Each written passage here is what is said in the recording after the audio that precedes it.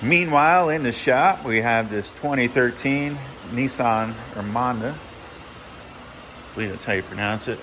Customer complaint, they were warming it up in their driveway, came out to a gurgling sound and reddish fluid on the ground. They dropped it off. I went to drive it in, started up. There's no power steering. So I'm pretty certain I know what that fluid is coming from. Came over here, had me a peek. Aha. Alrighty. So the gurgling sound was the pump running low on fluid, but no more fluid to pump. She wasn't happy.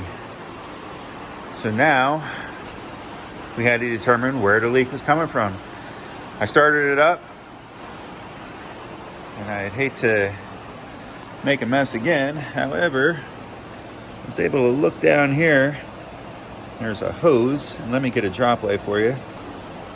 All right, couldn't really see much, but I did follow the lines, and the fluid appears to be coming up from this side somewhere because it was running out from underneath the bumper. But noticed it was getting pretty wet, so I came down, looked through, and I'm like, oh, something's not happy down here. And sure enough, it's that hose right there. Where that hose clamp goes, it goes up to the top. Right on the other side of that hose, it's split. So we're gonna have to take that hose off. Looks like we have one clamp there, and another clamp right up top. It's hard to see. All right, now for this bottom one, I got an 8mm gear wrench. We're just gonna get in there and get that one loose.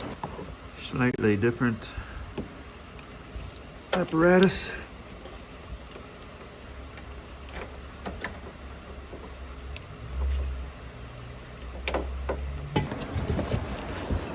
Should be able to reach in there. At that point, hopefully not make too big of a mess. Pop that hose off, and right there you can see our split. I think about a 3/8 hose. Let's see what we got. All right, guys, I just ran out to the parts store. All I had was fuel line, which I've used in the past and got away with it. However, since time allows, I wanted to put something we know is gonna last, and that's hose that's made for power steering and transmission fluid. J2076, 11/32. You can see it's a much thicker wall. All right, we'll cut her down. I got 1 foot, but we'll cut her down in length, keep her the same, and we'll put her back on.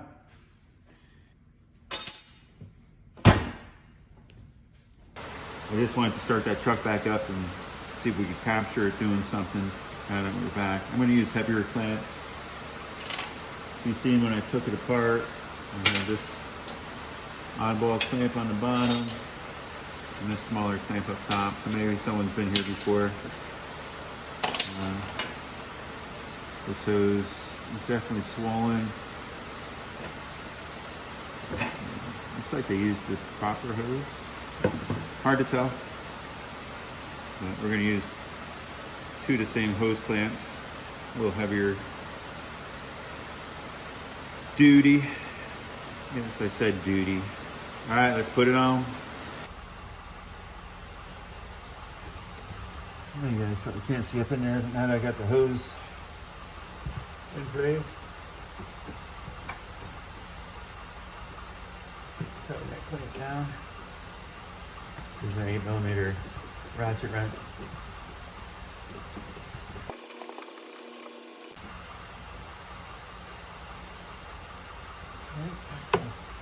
It's tight. And we'll work on the other side. Now that one's in and tight. Next we're going to move over, reinstall this hose. It's going to take a little bit of effort, both hands, because I want to hold the aluminum line as I push in, because You tend to bend easily and you don't want to go. All right, I'm not sure how good it's going to show up, but the objective is to, there's like a flare.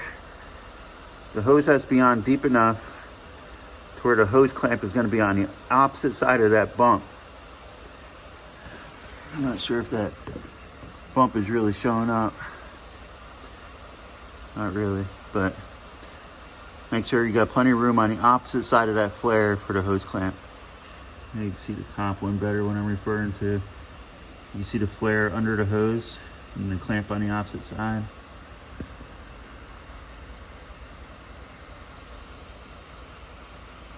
Same thing.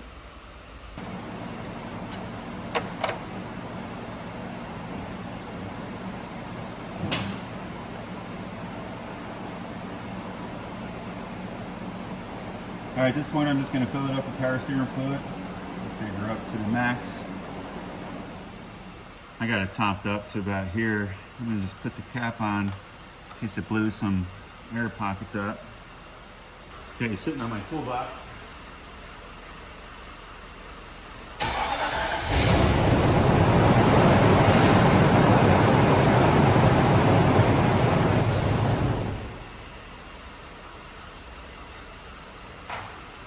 Right down fast.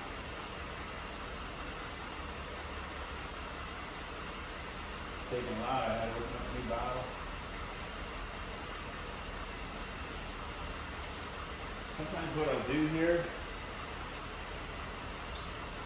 is I'll jack the front wheels up, I'll turn it and lock it off.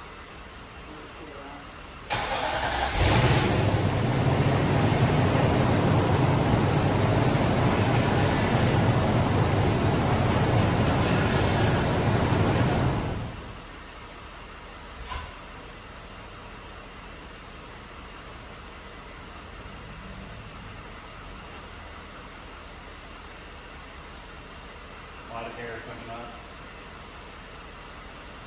Got a lot of air coming up. I'm going to let it sit for a moment.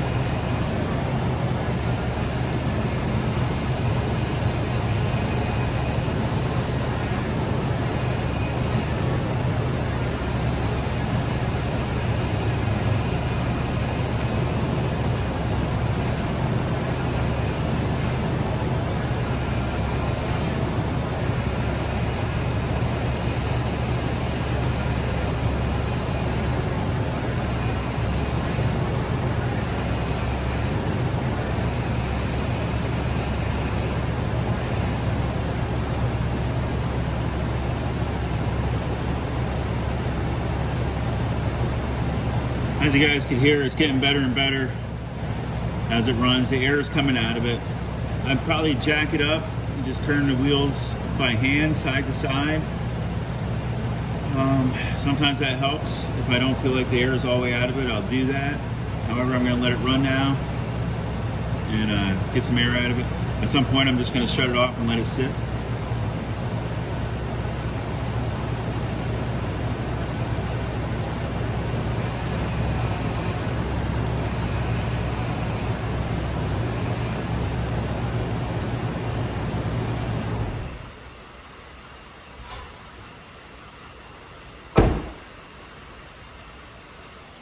Let's take one more look at our repair. After running, everything looks good. All right, I'll have to tell them there's some residual that might drip out. You'll have to keep an eye on that. Fluids topped off. I'll check the other fluids, just a little quick courtesy check, but I'm not going to do any other repairs on this vehicle. All right, guys, that was a quick, easy one. While we're waiting for this Ford to act up, for it to take you in, knock this one out real quick. Hopefully, we can figure something out. If not, I'm probably going to change the oil on it and send it on its way and see how it works, operates, and then we'll have to revisit it because she needs the car back.